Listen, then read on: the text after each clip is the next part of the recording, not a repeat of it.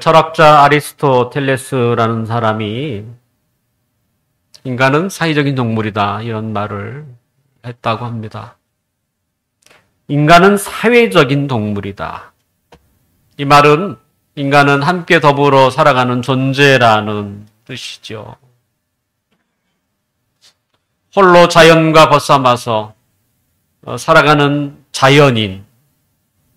우리 방송에서 보지 않습니까? 그렇게 살아가면 건강한 몸을 유지하기에는 좋을지 몰라도 인간이 꿈꾸며 살아가려고 하는 그런 삶을 살 수는 없죠. 대부분의 자연인들은 한때 세상에서 사업을 하다 망하신 분도 계시고, 때로는 병에 걸린 분도 계시고, 근데 무엇보다도 사람들과의 그 스트레스, 그것을 피해서 홀로 산속에 들어온 사람이 많았습니다. 산속에 혼자 살면 사람으로 인한 스트레스는 없을지 모르겠지만 그가 살아가는 삶에 무슨 의미가 있겠습니까?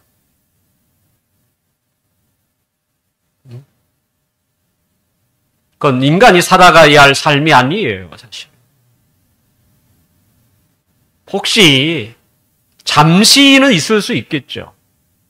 병 때문에라든지 아니면 너무 심한 스트레스 때문에 약간의 회복이 필요해서. 하지만 아예 세상을 등지고 홀로 살아가는 것은 큰 의미가 없습니다.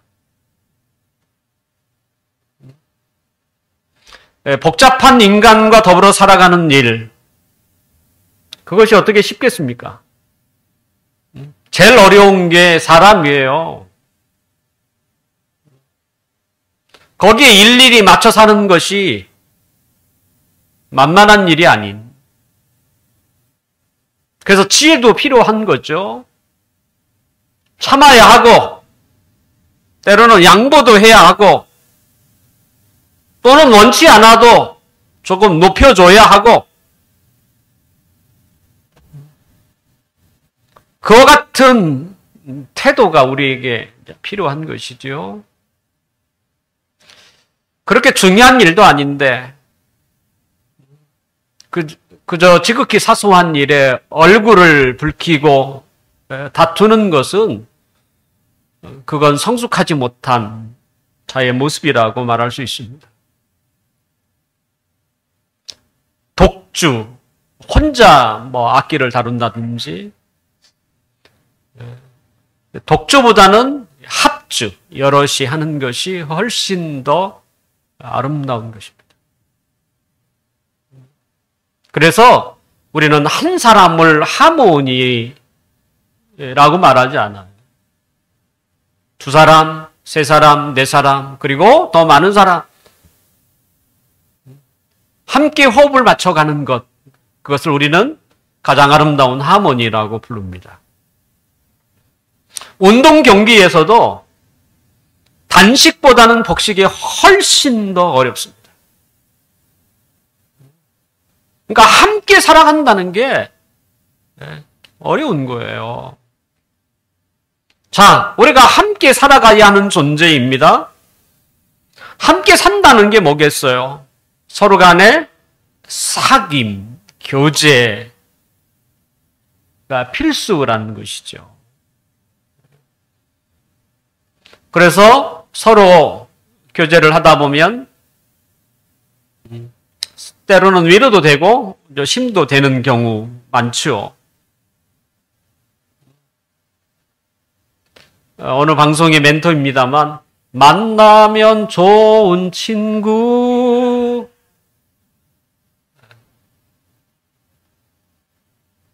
만나면 좋은 친구, 위로가 되고 힘이 되는 분명 있죠.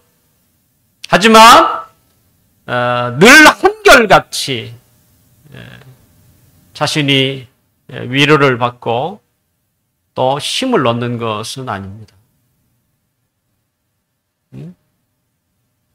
분명 우리는 누군가를 만나면, 언제든지 만나면 자신에게 힘겨운 일이 있을지라도 도움이 되고 격려가 되고 힘이 되는 것, 그런 사귐을 원하지만 현실은 똑같지 않은 것이죠. 어쩌면 우리가 꿈꾸는 그와 같은 교제, 때로는 그런 사귐은 이 세상에서 또는 사귐의 대상이라고 하는 연약한 인간에게서는 찾을 수 없다, 이렇게 말할 수 있죠. 그러니까 우리 모두는 완전한 사람이 한 사람도 없기 때문에 서로 연약을 짊어지고 있는 사람이기 때문에 때로는 내가 위로를 주기도 하지만 나는 위로를 받기도 해야 하는 존재라는 것이죠.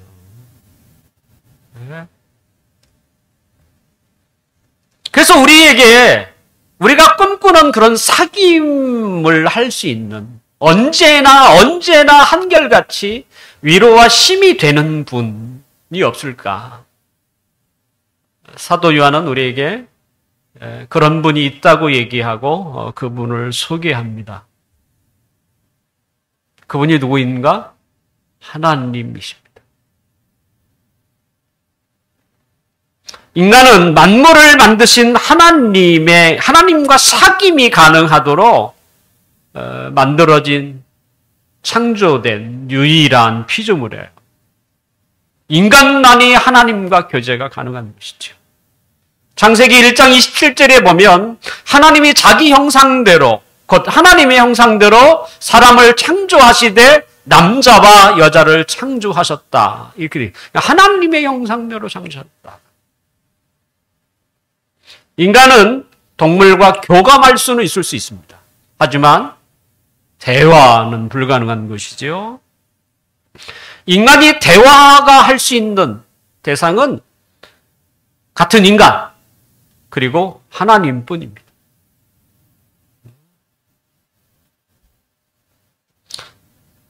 사도는 우리가 하나님과 이렇게 교제, 대화, 사귐을 갖게 된다면 우리의 마음에 또 우리의 삶에 기쁨이 충만해진다는 거예요. 뭔가 알 수 없는 그 든든함이 우리 가운데 이렇게 하나님의 은총으로 다가온다는 거예요. 우리가 좋은 친구를 만나면 그냥 뭐 별거 없어요. 그냥 앞에 뭐 차 한 잔 놓고 커피 한 잔 놓고 마시고 그냥 이 얘기했는데 집으로 돌아갈 때 너무 그냥 좋은 거야. 이런 경험을 다 하지 않습니까?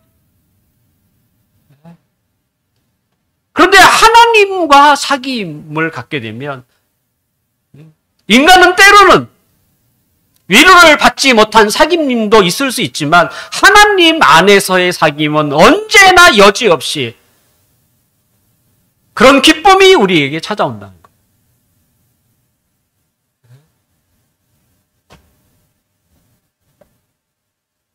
자, 우리가 서로 사귐을 갖고 그리고 만나면 만날수록 더 친밀한 관계가 유지되기 위해서는 조건이 있습니다.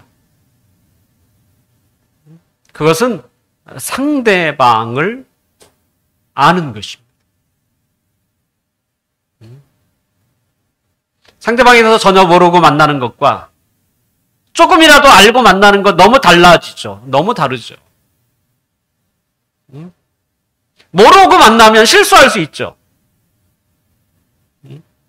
그리고 알면 알수록 훨씬 더 그 대화의 폭이 깊고 친밀해질 수 있다고 말할 수 있습니다. 에릭 프롬은 사랑의 기술이라는 책에 보면 지식을 이야기합니다. 사랑의 기술 중에 지식을 이야기해요.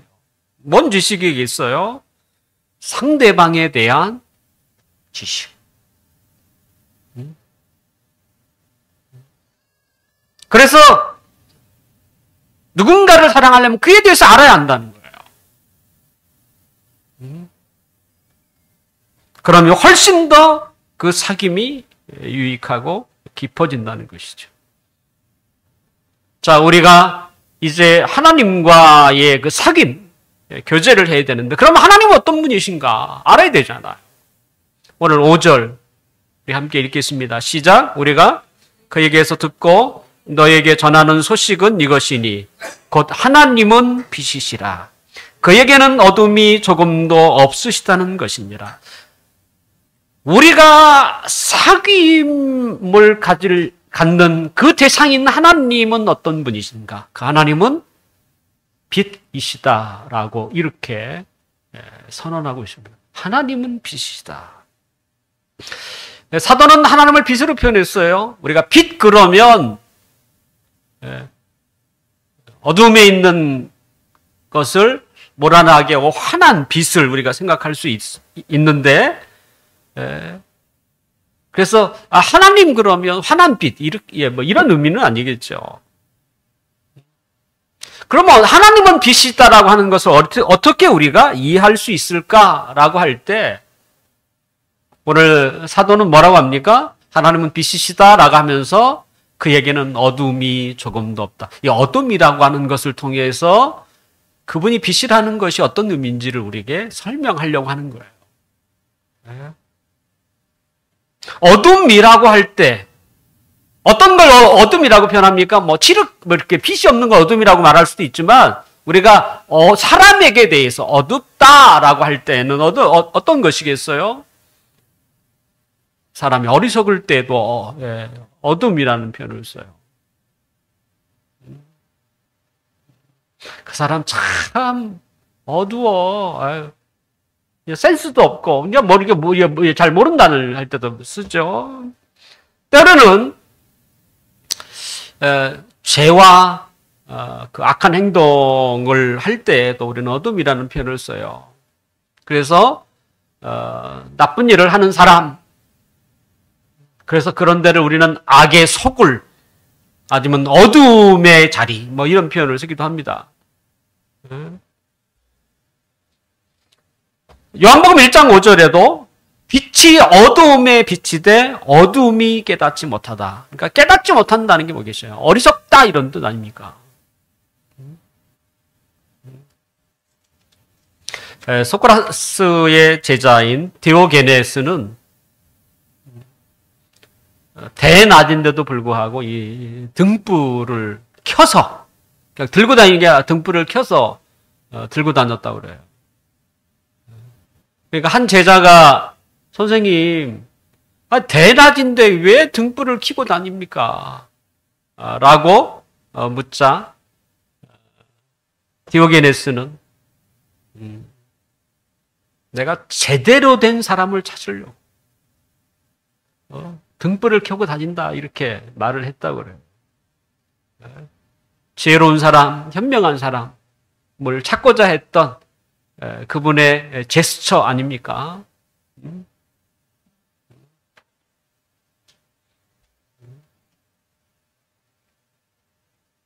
그래서 어둠을 통해서 하나님을 빛이신 하나님을 생각하면 하나님은 어떻게 해요? 죄가 전혀 없는. 하나님을 어리석음이라고 표현할 수는 없으니까 죄가 전혀 없는. 이걸 다르게 표현하면 순결, 정결 그 자체이신 분. 아주 깨끗하신 분 이렇게 우리가 표현할 수 있습니다. 이것을 성경은 거룩이라는 것으로 표현을 하기도 합니다. 그러니까 빛이신 하나님과 거룩하신 하나님은 비슷한 의미라고 말할 수 있죠. 거룩이라는 게 뭐겠습니까? 두 가지 의미가 있죠. 하나는 하나님이 거룩하시다라고 할 때는 하나님은 정말 위대하시고 전능하시다. 그 위대함과 전능이 우리가 생각하는 것과 비교할 수 없다. 차원이 다르다라고 할 때 거룩이라는 말을 쓰고, 또 하나는 윤리적인 관점에서 그분은 정결하신 분이다. 아니, 정결 그 자체이시다. 순수 그 자체이시다라고 할 때 거룩하신 하나님, 그에게는 조금도 악을 우리가 찾아볼 수 없을 만큼, 악이 그분에게 가까이 할 수 없을 만큼 순수하시고 정결하시고 순결하신 분이다, 이런 것이죠.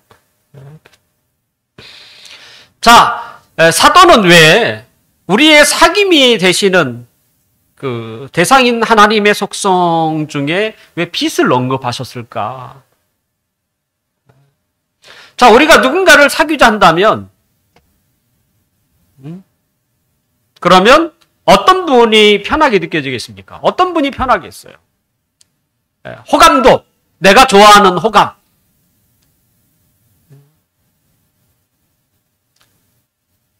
환한 미소를 짓는 사람. 또는 그 말에 자신감이 넘치는 사람. 그러면서도 겸손한 사람. 또는 종종 그 위트, 좀 이렇게 웃음을 주는 사람, 그 말에. 또는 말을 함에 있어서도 긍정적인 말을 하는 사람. 또 뭐 성실한 사람. 이와 같은 것들을 우리가 생각하지 않겠습니까? 특별히 그 여자분 같은 경우에는 그 위트가 있는 사람을 굉장히 좋아해요.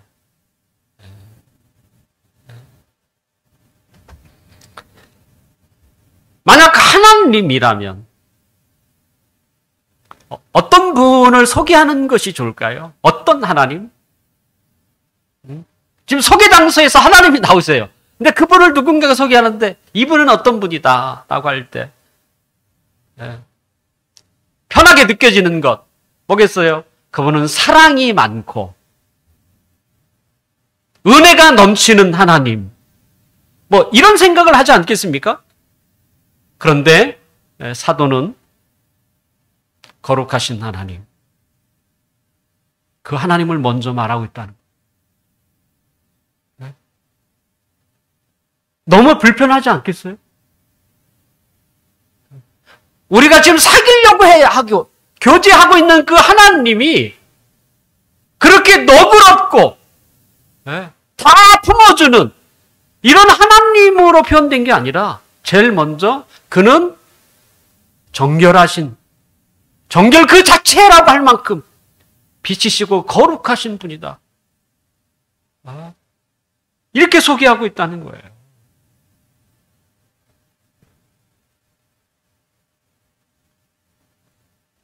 왜 그렇게 했을까? 죄인을 향한 하나님의 사랑의 최절정이 뭡니까? 그것은 골고다 언덕 위에 있는 십자가 아닙니까? 하나님이 죄인을 향한 하나님의 사랑의 클라이막스라고 할 수 있는 게 뭐겠어요? 골고다 언덕 위에 있는 십자가. 로마서 5장 8절에 보면 우리가 죄인 되었을 때에 그리스도께서 우리를 위하여 죽으심으로 하나님께서 우리에 대한 자기의 사랑을 확증하셨다. 그 십자가, 우리에 대한 하나님의 사랑을 확정했다라고 표현할 만큼 십자가는 우리를 향한 하나님의 사랑을 가장 잘 보여주는 상징적인 표시예요. 그런데 십자가의 사랑보다 더 앞선 게 뭡니까? 그것은 거룩하신 하나님. 왜 하나님의 아들 예수 그리스도께서 십자가에 죽으셔야만 했는가라고 하는 질문이에요. 하나님의 아들 예수 그리스도가 골고다 언덕에 우리를 위하여 십자가에 지셨다. 하지만 그보다 먼저 던져야 할 질문이 있다는 거예요. 왜 그분은 그렇게 죽으셔야만 했는가라고 하는 거예요. 그게 더 우선이라는 거죠. 이런 하나님이 죄를 참아보지 못하고 반드시 심판하시는 거룩하신 하나님이시기 때문에 그래요.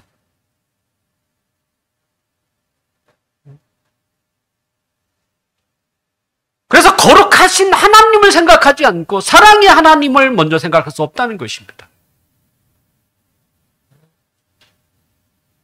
자, 우리가 하나님과 사귐을 가지려고 나아가려고 할 때마다 우리는 하나님을 어떤 하나님으로 생각하며 나가야 합니까? 그분은 거룩하신 하나님. 구약의 위대한 믿음의 사람들은 그들은 하나님 앞에 나아갈 때에 정말 조심스럽게 나갔어요. 왜요? 그들은 그들이 만나는 하나님을 거룩하신 하나님으로 봤어요. 그러니까 두렵고 떨리는 마음으로 섰어요.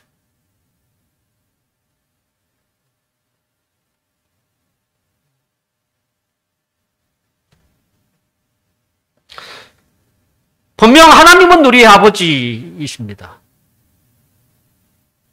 아버지가 얼마나 친근하게 다가오는 단어입니까? 하지만 우리가 기억해야 할 것은 하나님은 거룩하신, 의로우신 하나님. 그 성품에 맞는 합당한 마음과 태도를 가지고 그분 앞에 서야 한다는 거예요. 하나님은 우리 아버지가 계시지만 그분은 인간이 아니에요. 그리고 우리와 비교할 수 없는 창조주이세요.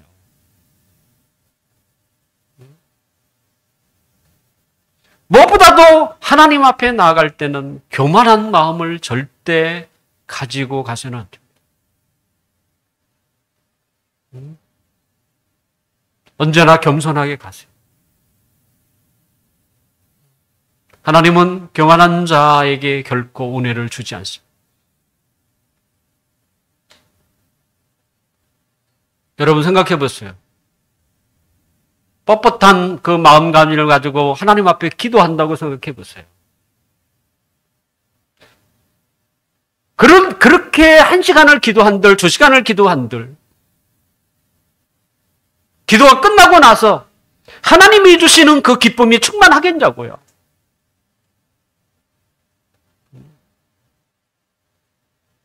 우리 모두는 기도한 사람이라면 다 그것을 알고 있을 거예요. 하지만 내가 겸손한 마음으로 두렵고 떨리는 마음으로 하나님 앞에 서면, 기도하면 하나님이 나에게 기쁨이 충만하도록 하늘의 은총을 주신다는 것을 우리가 느낀다는 것. 그것이 긴 시간이 아도 짧은 시간일지라도 시간이 중요한 게 아니에요.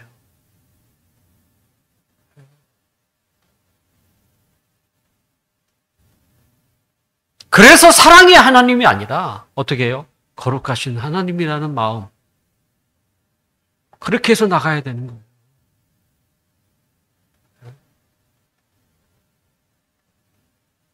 왜 기도합니까? 하나님의 은혜를 구하고 하나님의 공유를 구하기 위해서 나가는 거 아닙니까? 그러려면 어떻게 해요? 정말 겸손하게 가시고. 사람 앞에 당당했던 사람일지라도 하나님 앞에 나아갈 때는요, 정말 두렵고 떨리는, 의로우신 거룩하신 하나님.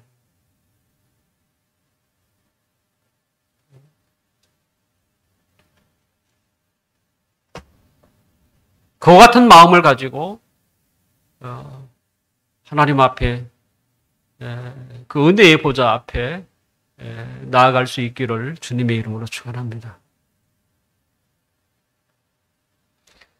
우리의 사귐의 대상이 되신 그 하나님은 거룩하신 하나님. 자, 그 다음에 하나님만 알면 되나요? 우리 자신도 알아야죠. 그렇죠? 우리 자신도 알아야죠. 우리가 어떤 자인가라는 것이죠. 7절 함께 읽어봅시다. 시작. 그가 빛 가운데 계신 것 같이 우리도 빛 가운데 행하면 우리가 서로 사귐이 있고 그 아들 예수의 피가 우리를 그 모든 죄에서 깨끗하게 하실 것이요.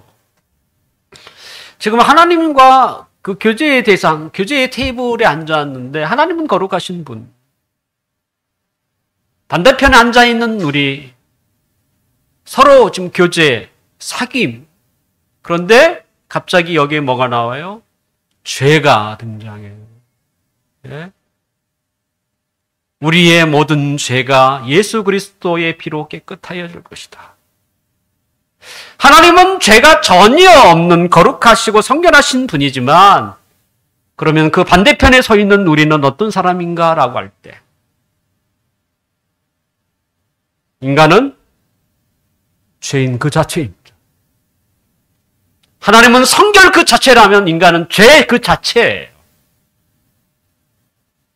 누군가가 우리에게 우리의 죄를 그죠? 일일이 나열하고 그리고 우리에게 죄인이다라고 말을 하면 여러분 듣기 좋아하는 사람은 없습니다. 여러분의 그 허물을 들춰내는데 기뻐할 사람이 있습니까? 제가 지금까지 사람 만나봤는데 좋아하는 사람이 한 명도 없더라고요. 저도 싫어요.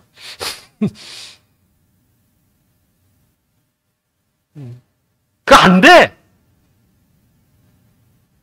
나의 허물을 들춰내는데 좋아할 사람이 한 명도 없다니까요.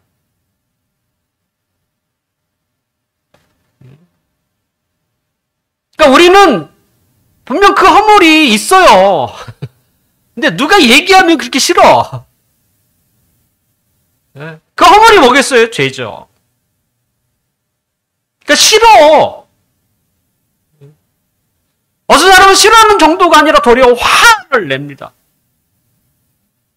나만 있어? 너는 없어? 이런 이제 서로 따지고 드는 거죠.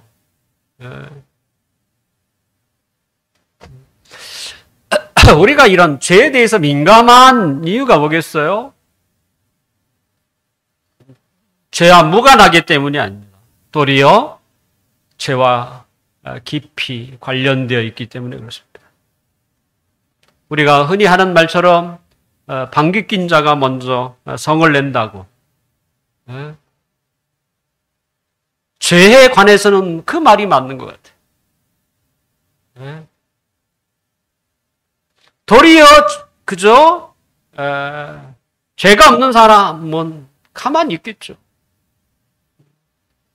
우리는 죄에 대해서 인정하기보다는 합리화하려는 데 빠르고 때로는 악한 행동을 할지라도 우리는 여러 가지 변명과 이유를 내요. 어쩔 수 없었습니다. 환경이 저를 그렇게 몰아갔습니다. 나만 옳다고 하면 뭐라고 하겠어요?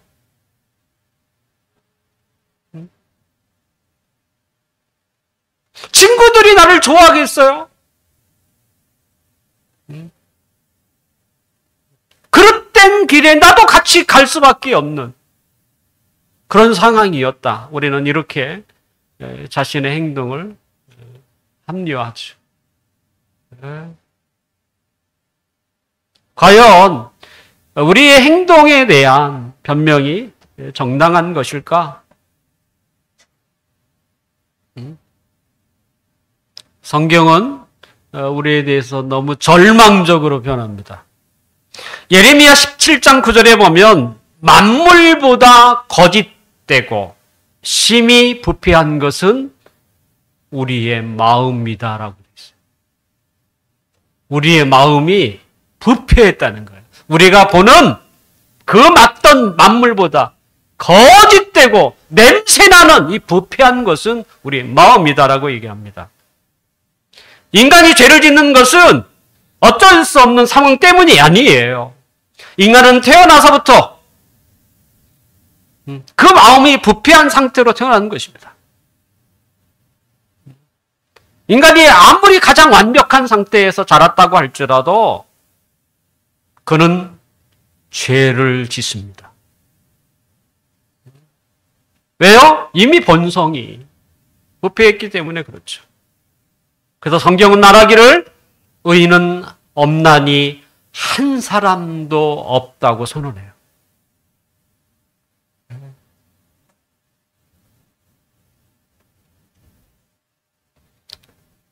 그러니까 거룩하신 하나님과 너무나 비교가 되죠. 우리는 아예 그냥 그 마음에서부터 이미 그 부패한 사람. 더군다나 우리의 악함은 어디에까지 하나님 앞에서까지 서슴지 않게 나타난다는 거예요. 오늘 본문 6절을 함께 봅시다. 6절 시작. 만일 우리가 하나님과 사귐이 있다 하고 어두움에 행하면 거짓말을 하고 진리를 행하지 아니함이거니와. 나는 하나님과 사귐을 가지고 있어요. 사귀고 있어요.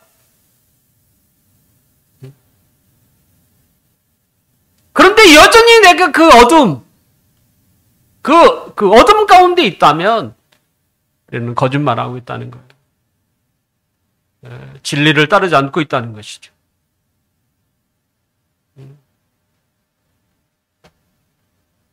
그러니까 하나님과 하나님의 이름을 빌려서 나는 열심히 교회도 다닙니다. 때로는 봉사도 합니다. 뭐 이런. 나는 예수 그리스도를 믿습니다. 에서부터. 하지만 내가 여전히 어둠 가운데 행하면 거짓말장이라는 것이죠. 우리가 하나님과 사귐을 가지려면 죄 문제가 해결돼야 합니다. 왜냐하면 그분은 거룩하신 하나님이에요.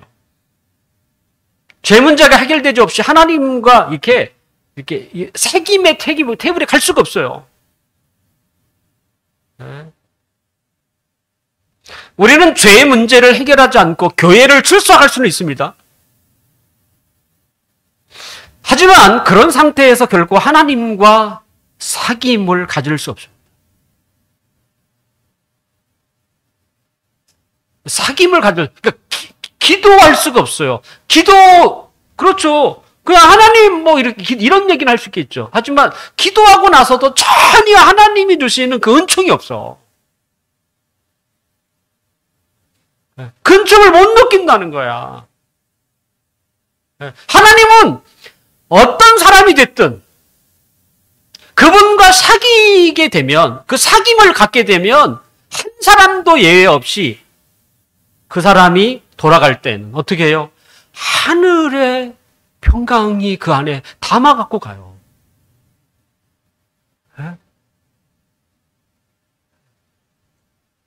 그런데 내가 기도의 자리에 섰어. 하나님께 기도했는데도 불구하고 전혀 그런 마음이 없다.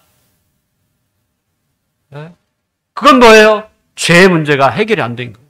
그러니까 하나님과 제대로 사귐을 가진 적이 없는 거예요.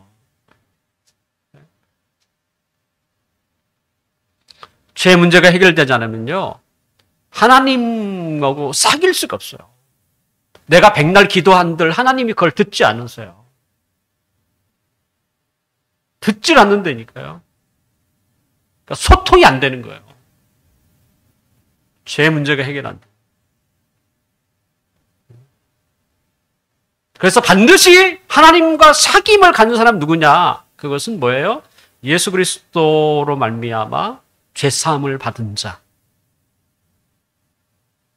그는 언제든지 하나님과 사귐의 테이블에 들어갈 수 있어요. 그러면 하나님이 기꺼이 어떻게 해요? 만나주세요. 근데 어떤 마음으로 가야 되냐? 겸손하게 가야 돼요. 왜냐하면 그분은 나랑 레벨이 같은 분이 아니에요. 더군다나 내가 지금 뭐 때문에 가는 거예요? 하나님의 긍휼과 은혜를 받으러 가는 거야.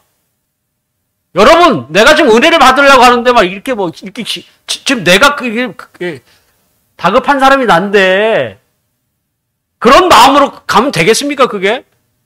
누구에게 돈을 빌려도 우리가 그런 마음으로 가지 않잖아요.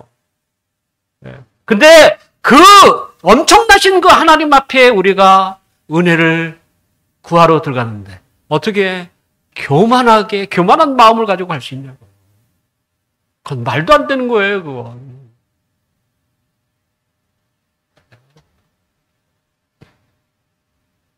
이 6절에 어둠 가운데 행한다는 말은 전혀 죄를 짓지 않는다는 말이 아닙니다.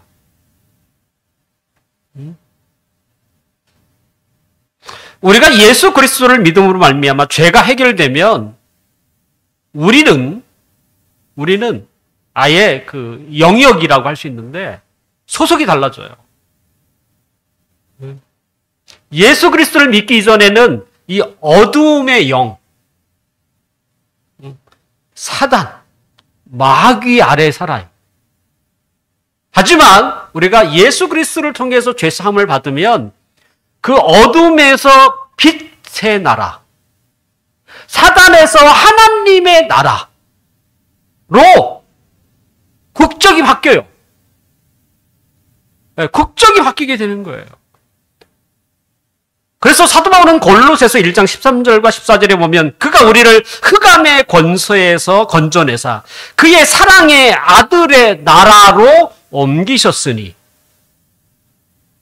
그 아들 안에서 우리가 속량 곧 죄사함을 얻었다. 그러니까 죄사함을 얻은 사람은 누구게?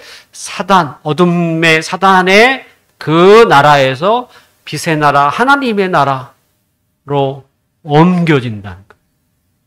네. 죄의 문제가 해결 안 되면 여전히 그는 어떻게 해요? 죄의 권세에 따라 살아가는 사단의 나라에 속한 자입니다.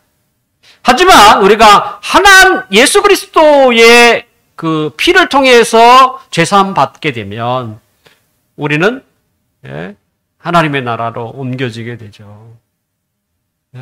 그 하나님 나라에 옮겨진 자들은 하나님과 언제든지 독대가 가능해요. 언제든지 기도가 가능하다는 거예요.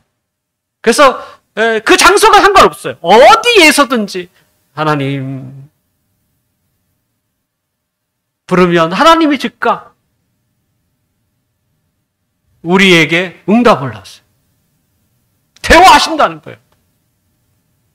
하지만 죄 문제가 해결 안 되면 우리가 아무리 소리치든 하나님을 소리치든 하나님은 전혀 반응하지 않습니다.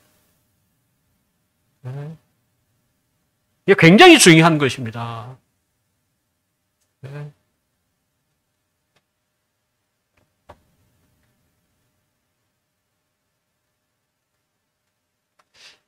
분명 우리는 그 하나님 나라 안에 있으면서도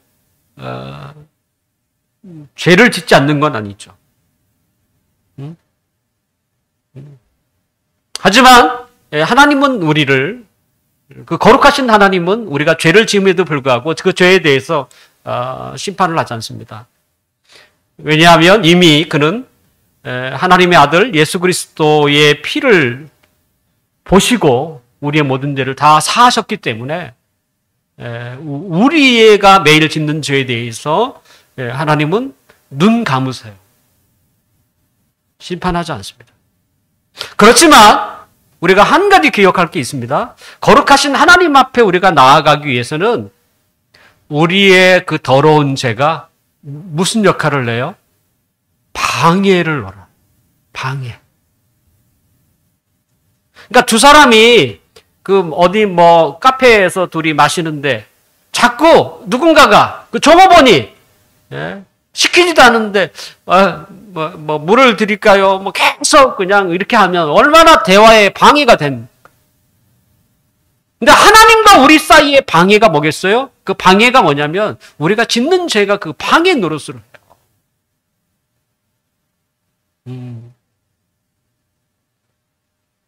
그래서 하나님 앞에 나아갈 때는 자신의 추한 죄를 고백하는 것입니다. 그러면 하나님이 그 예수 그리스도의 피를 통해서 우리의 그 마음의 죄에 대한 부담을 다 씻으세요.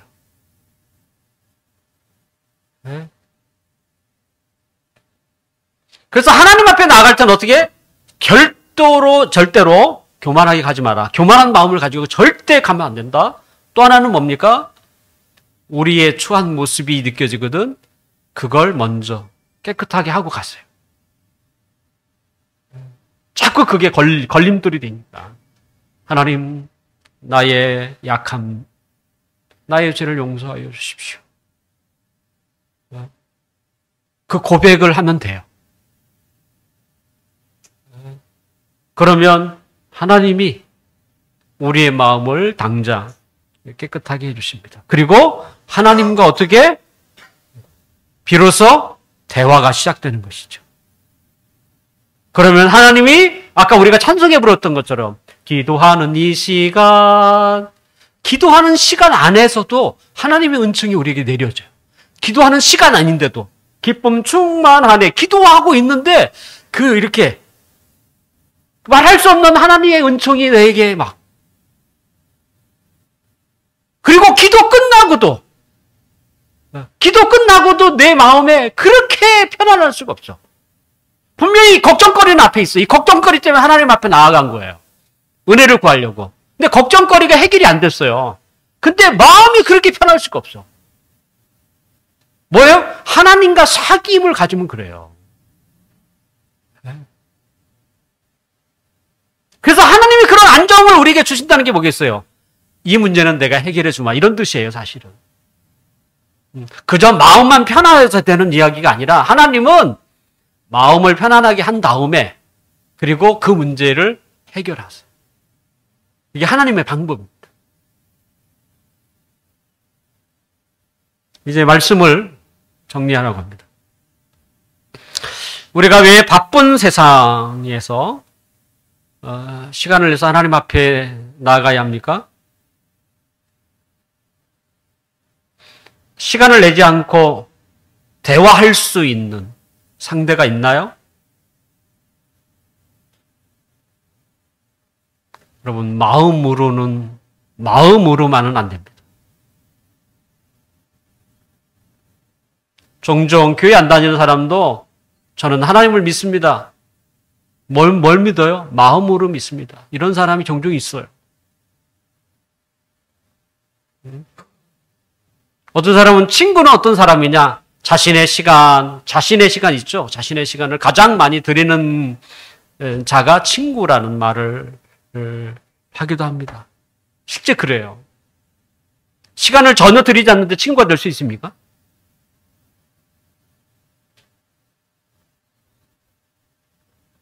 우리는 시간을 내야 합니다. 마음을 내는 게 아니에요. 시간을 내야 돼요. 교제하려면, 사귀려면 시간을 내야 돼요.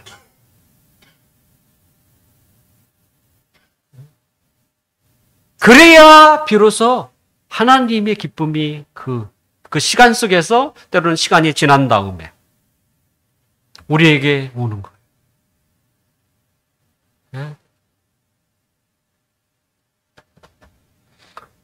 이 세상에서 좋은 친구 있죠.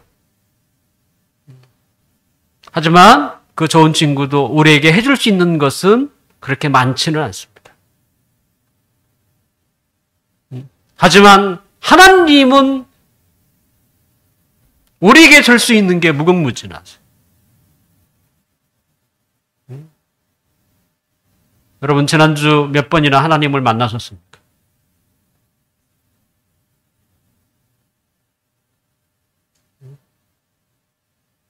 우리가 하나님을 만난다는 건 뭐겠습니까? 하나님의 말씀을 묵상하는 것, 또 기도하는 것입니다. 그 시간은 하나님과 만나는 시간, 하나님과 시간을 보내는 시간입니다. 그것이 우리의 생활에 없다면, 때로는 지극히 작다면 우리 마음이 어떠하겠죠?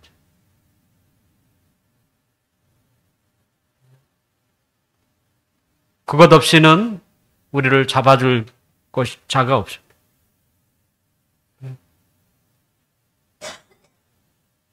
하나님은 우리에게 가장 좋은 친구세요.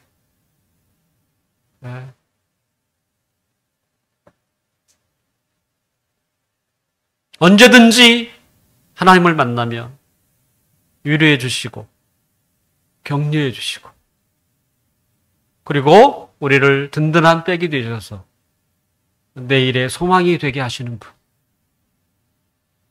그러려면 어떻게 해야 돼요? 시간 내셔야 돼요.